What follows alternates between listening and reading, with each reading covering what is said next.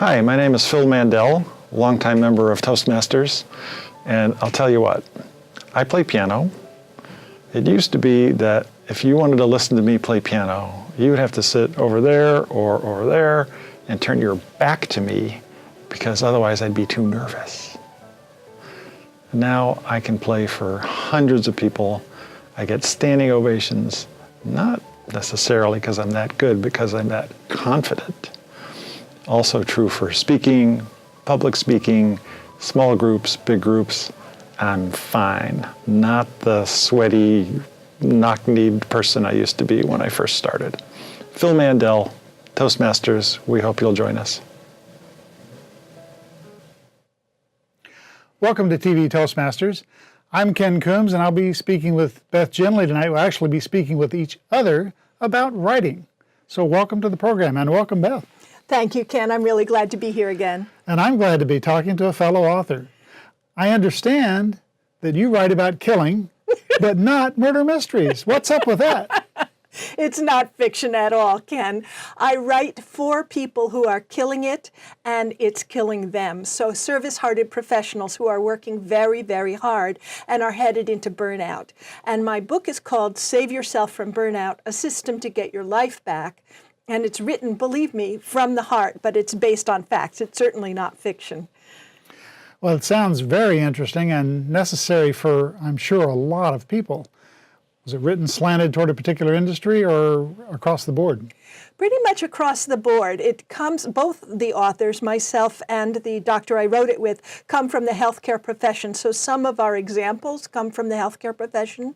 But when you look at the medical research on burnout, it's pretty clear that it affects finance people and programmers and social workers and doctors and teachers and lawyers and pretty much everybody who has a job where they care for the public and work really, really hard is at risk for burnout. So we had a wide field. We tried to make it useful to as many people as possible.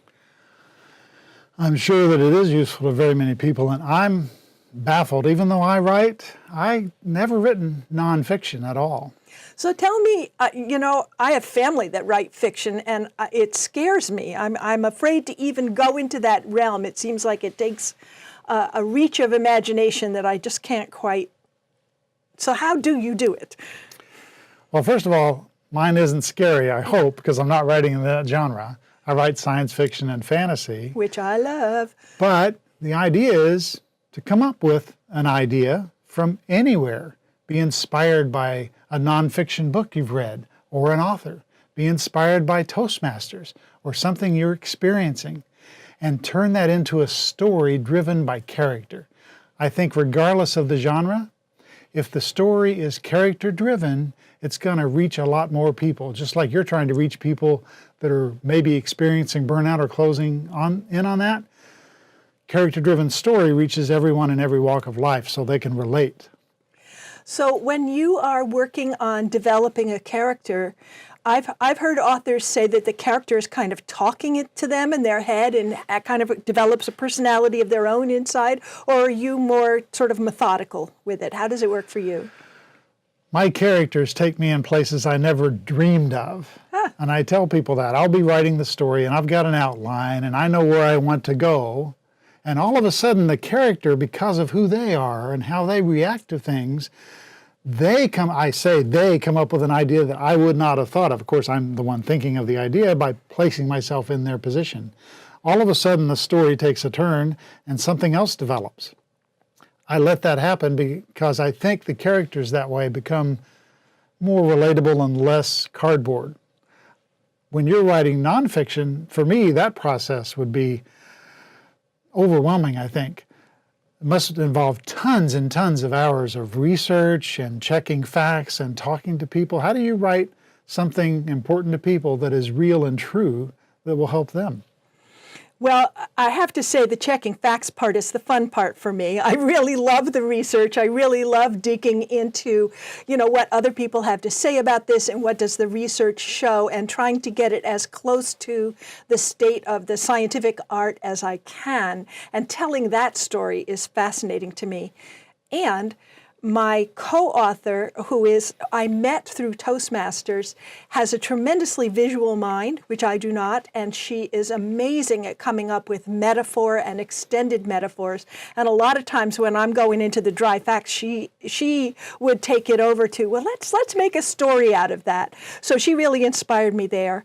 Then the other piece that we did was we interspersed sections of our own stories of healthcare and burnout, and what it did to us and how we recovered and how that relates to the science. So we did try to slow it down and make it more relatable by making it more human.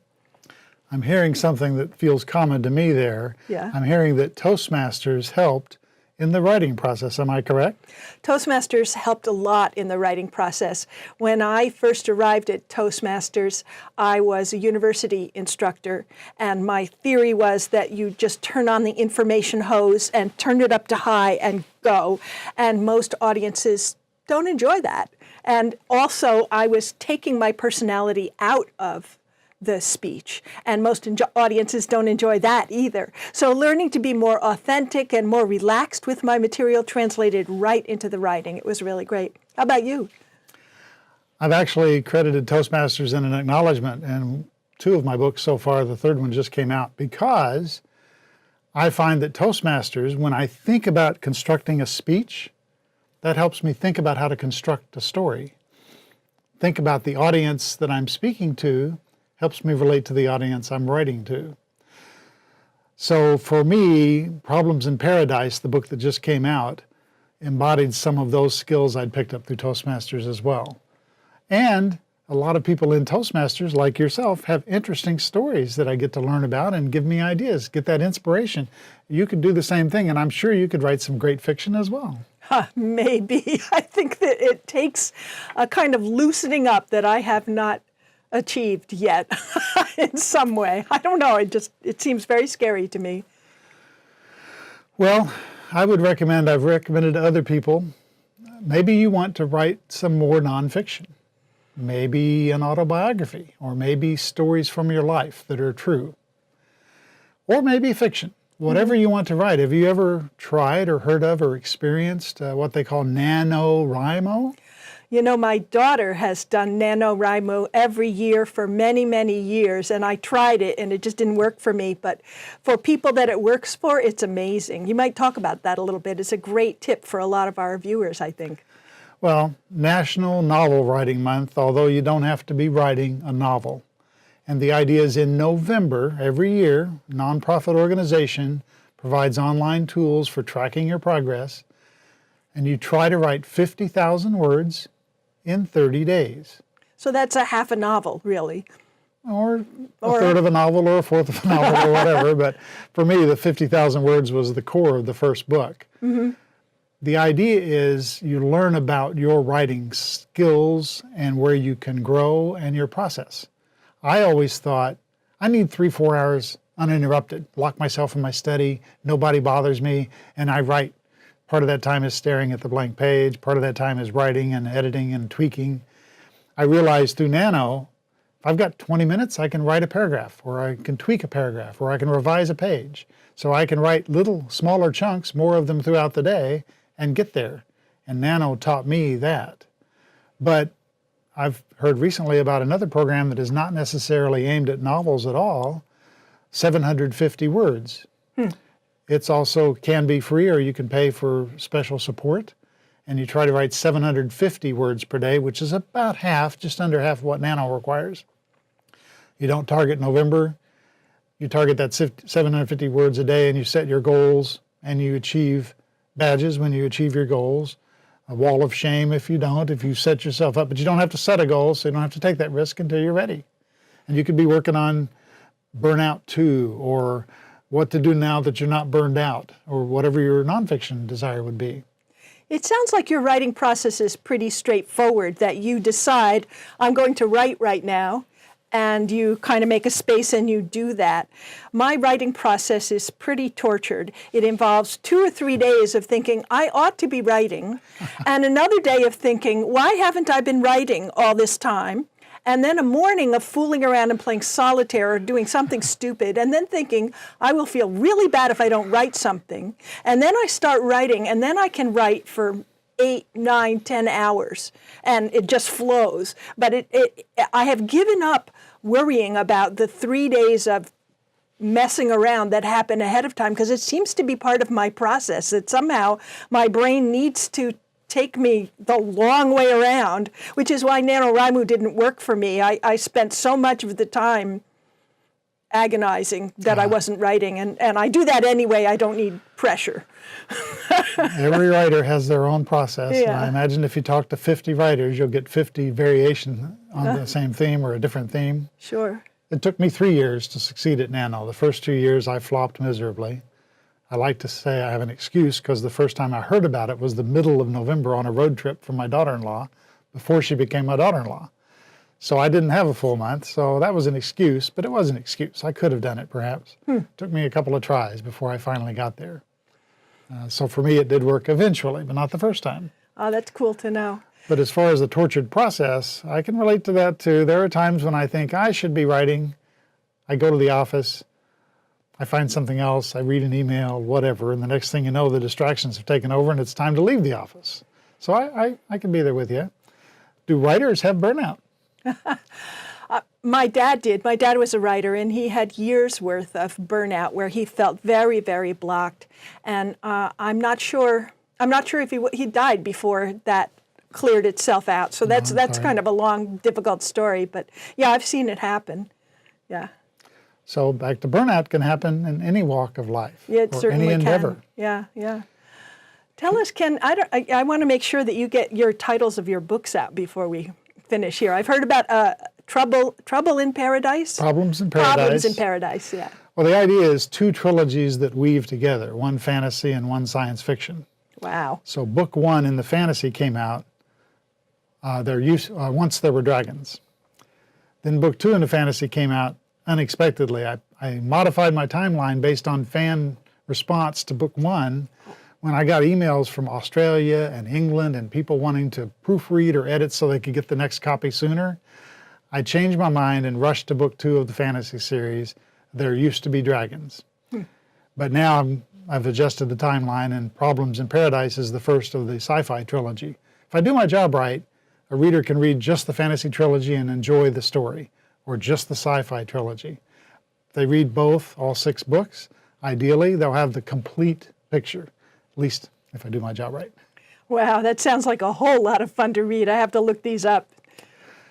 Yeah, well, I hope you do, and I want to look up your book as well. Remind people of what that is. Save Yourself from Burnout, A System to Get Your Life Back. Thank you, Beth. It's been a great pleasure talking to you. Fascinating, Ken. Thank you. And for our viewing audience, thank you for watching, and we'll see you next time on TV Toastmasters.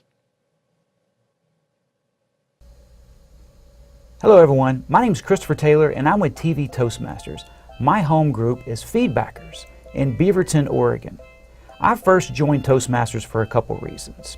I was nervous. I had trouble speaking in front of others. I needed some help. And when I joined Toastmasters, not knowing what to expect, I learned several things. One, it gave me the confidence to speak in front of others. I learned how to take constructive criticism. I benefited from that. That benefit was the confidence to get a job. When I took the suggestions in the club, when I started speaking in front of a group and remained speaking through my role, doing table topics, getting topics that you're unaware, learning how to think on your feet, learning how to speak on your feet.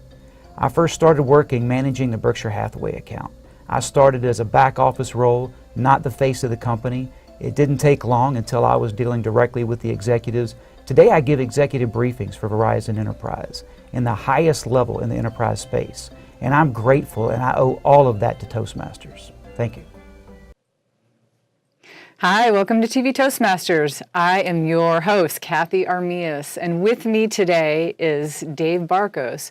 Dave, thank you for being on the show today. Appreciate it. Thanks for the invite. This is really amazing because you and I, we took a bridge walk the other day. We decided that, you live over in Clark County in Vancouver, Washington, and I live in Portland. And we decided we're going to walk the bridge that spans between the two of us. It is, yeah. I didn't even know that there was a walkway. I didn't even know you could do it until you told me. It was amazing. That's awesome. But you intrigued me quite a bit because we got to walk on what's becoming now the new Vancouver waterfront. And so I'm really interested today, not only to hear about that, but you are known as Mr. Clark County because you're so connected to the business community, to the business leaders, to the small business, to the startup community, into the city, into the county, and you kind of have your pulse on what's going on, everything over there, innovation, tech.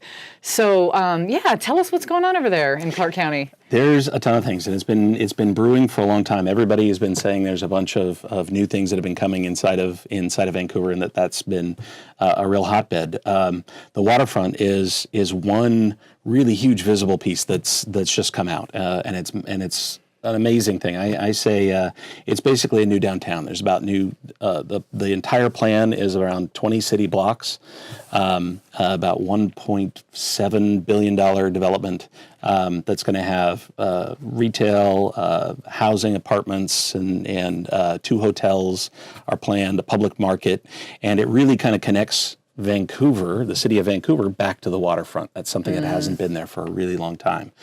So yeah, that's true. I mean, the waterfront has pretty much been desolate, especially on the side where that we were on. It's beautiful. It's like this new. I mean, I went over there and the feeling was like, wow, it's such a great, bright new feel, and I feel like there's a lot of really good businesses that are coming into the community as well. Can you tell us about that a little bit? Yeah, absolutely. That's been a huge part too. Part of a lot of the revitalization, a lot of the energy that you've been feeling is about a lot of companies that have been coming over into Clark County, and they've been for a number of different reasons. A lot of it is because of the tax structure. There's no state tax, so you kind of get the best of both worlds. You can come over here into Oregon and pay no sales tax on certain things, although they're cracking down on that a bit. But it is attracting a lot of new energy, a lot of new startups, a lot of new small businesses that are over there. So that's adding to some of the fuel. So, Dave, can you tell me a little bit about you're huge and you run a program called North Bank, and it's all about taking a startups and running them through a process. And well, first of all, tell me a little bit about that process, and then I want to know, I want to know what maybe some stats on startups in the community as well, because I know businesses are moving into Clark County, but what about new businesses? Right.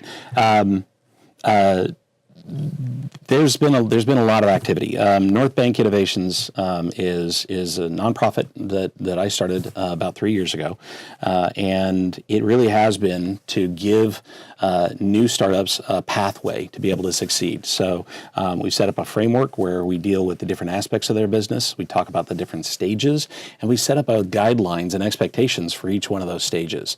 So it really kind of moves people along. We do that. We do a lot of events just to connect the community. One of the massive things that you can do for startups is to get them connected to other people that are on that same journey. Yeah, you and I were having that conversation, and you said that Portland had a lot of little silos, and that's a problem. But over in Clark County, one of the issues is not so much having silos, but actually the exact opposite, which is not really being connected. Yeah. And so you're I was going to say, we forget how big Clark County is when we talk about it. It really is the size east to west of Portland all the way out to Gresham, and north to south, easily as far down as Tigard. So Clark County extends beyond Ridgefield and then out beyond Washougal, which is just east of Camas. So it's really large, and we've got a lot of really large companies up there that are doing national and international business. And they're doing business outside of the county. There are not a lot of businesses that are doing really strong, big business inside of the county. So we end up very disparate and disconnected. So that's been one of the things that North Bank's been doing as well, is engaging those local business leaders and pulling them together and starting to talk about the things that they can do to help work on either legislation or some of their collective business problems. Yeah, what a great thing, too, because thinking about the area and the size and how it's spread out, Clark County has a lot of room to grow, even just residentially, right? I mean, the density between, the Portland area and then Clark County is huge and different. So tell me what's the most exciting thing that's in the works right now for Clark County? I think the waterfront is absolutely exploding and causing a lot of energy to be focused on us, which I think is great. From my perspective, what that brings is a lot of new companies, and so we're starting to develop a food scene where we didn't have one before. The downtown has something like 7 new brew pubs or something. This is just something that just wasn't there before. Yeah. I'm actually working on a food cart court that we're putting in. This is right in downtown. Food I was going to carts, say in the downtown area. absolutely. Food carts are a huge part of what's down in Portland. Up in Clark County, that really hasn't been a thing. And certainly inside of downtown Vancouver, it's ripe for it. So we're working with the city, and we've identified an area right at 910 Broadway. That is the large bank tower. This is Discover Org is in that bank tower. And we've got a free concert tomorrow. And bringing in 4 or 5 different food carts. So really doing some community stuff as well to foster new businesses coming in. Yeah. Now, would you say that Clark County and the city, and I'm sure they're working somewhat collaboratively, but would you say that is the focus really to get more people to come into Clark County? Is it to, what's... Yeah, I think there's a lot of challenges. Part of the growth that the whole region has been having, Portland Metro's obviously been growing. There's a lot of people coming in from different areas, and that's been happening at Clark County as well. Areas like Ridgefield are huge in massive housing developments and people that are moving in there. It's happening the same inside of Camas, and there's a lot of room for connecting inside of other neighborhoods, building other neighborhoods. That's where the city's I know focusing. They just purchased a large area just up on Mill Plain. It's called the Heights, and the plan is to put a new development inside of there that's multi-use and retail and everything else. So they're trying to activate different parts of the community as well.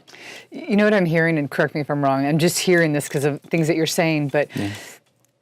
Because I know that Clark County has its own vibe, and that's cool. It's so interesting. We live in such a unique part of the country where you've got 2, metropolitan cities only separated by a thin little, river. I hear a lot of the things that you're saying that are kind of growing in Vancouver and Clark County. Yeah. And it sounds like it's the best of what Portland has, but yet its own flavor. How would you speak to that? Yeah, I joke around a lot.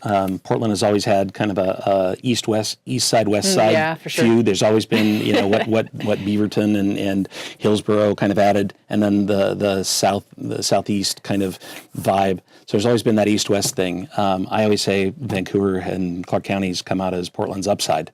Because there really are there are massive benefits about being up there, and it just kind of gets overlooked. Yeah, I think I heard you say something like smart people live in Clark County. Right? There's the taxes, the school situation.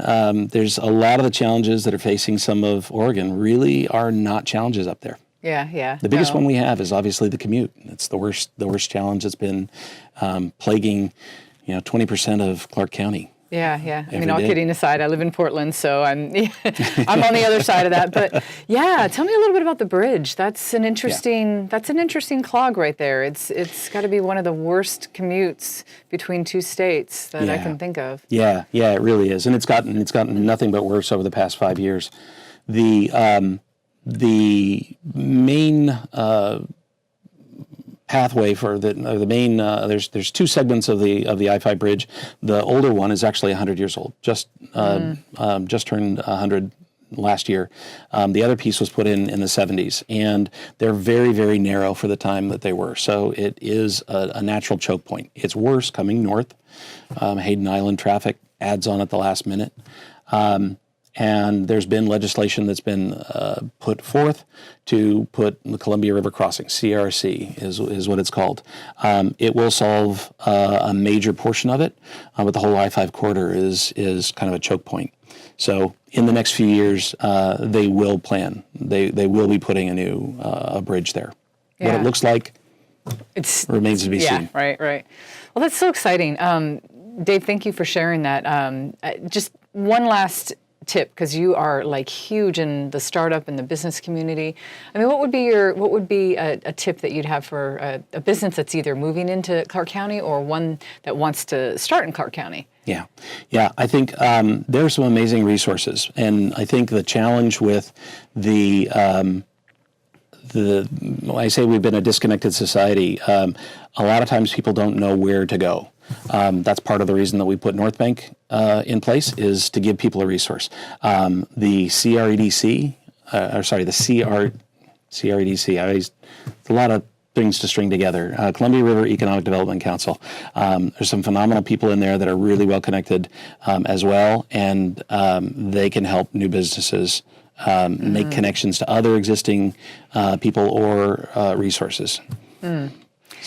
Thank you, Dave. That's fantastic. Well, thank you. I know that everybody that's watching has been enlightened. I know I was when I went to visit you and physically saw what was going on, and it's very exciting. And I'm really excited that you're a huge part of that, and you're helping businesses grow through that transition as well. So thank you so much, Dave. That's great. Thanks for having me out. Yeah. Thank you for watching, and be sure to catch us on the next segment of TV Toastmasters.